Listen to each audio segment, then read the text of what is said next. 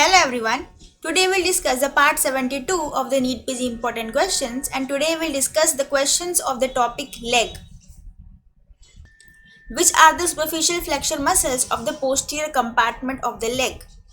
So there are plantaris, lateral and the medial head of the gastrocnemius muscle and the soleus muscle.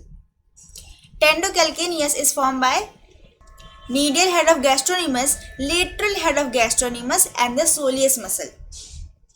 Which muscle is called as the peripheral heart? So it is the soleus muscle. Triceps surae muscle is composed of gastrocnemius and the soleus. Soleus is which type of muscle? So it is a multipinnate type of muscle. Gastrocnemius muscle is which type of muscle? So it is fusiform and the biarticular muscle. Which tendon passes through between the medial and the posterior tubercle of the talus? So it is the flexure hallucis longus. What is the action of the tibialis posterior muscle? It maintains the medial longitudinal arch of the foot. It causes the plantar flexion at the ankle, causes the inversion and the adduction of the forefoot. What is the action of the flexure hallucis longus?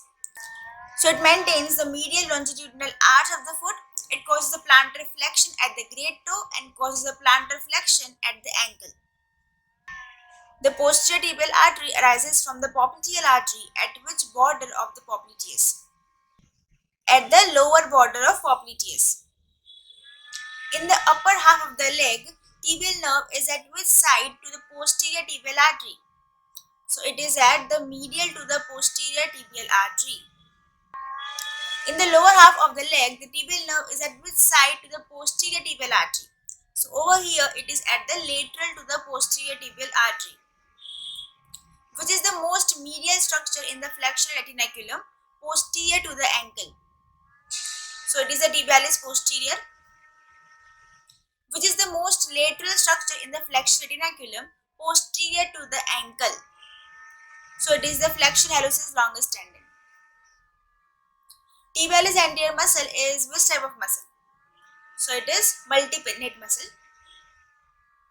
What are the actions of the tibialis anterior? So it causes the dorsiflexion of the foot at the ankle joint. It causes the inversion of the foot and also maintains the medial longitudinal arch of the foot. Extensor hallucis longus is which type of muscle? So it is unipinnate type of muscle. Peroneus longus is which type of muscle? So it is bipinnate. Peroneus tertius is supplied by which nerve? So it is supplied by the deep peroneal nerve. Peroneus longus is supplied by which nerve? It is supplied by the superficial peroneal nerve. Small saphenous vein starts from which side of the dorsal venous arch? From the lateral side. Great saphenous vein starts from which side of the dorsal venous arch? So it starts from the medial side of the dorsal venous arch.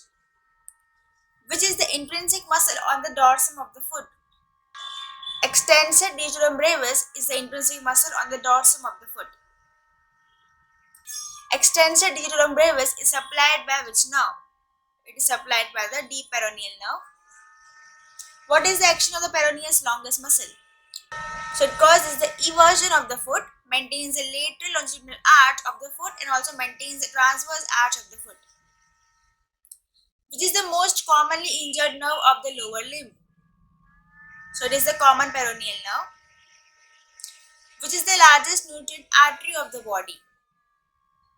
Nutrient artery of tibia, and it is a nutrient artery from the posterior tibial artery.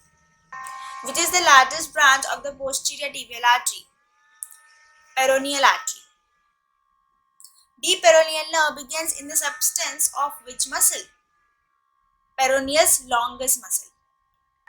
Cuboid bone is grooved by tendon of which muscle? Peroneus longus muscle. Which is the largest compartment of the leg? So it is the posterior compartment. In tennis leg, there is detachment and the pain at which muscle? At the medial head of the gastrocnemius muscle. Peroneus longus is responsible for the maintenance of which arches of the foot? So peroneus longus is responsible for the maintenance of the medial and the lateral longitudinal arches of the foot and also transverse arch of the foot, which tendon passes deep to the stenticulum tali. So it is the flexure hallucis longus. So that's all for today. I hope you found this helpful. Thank you so much.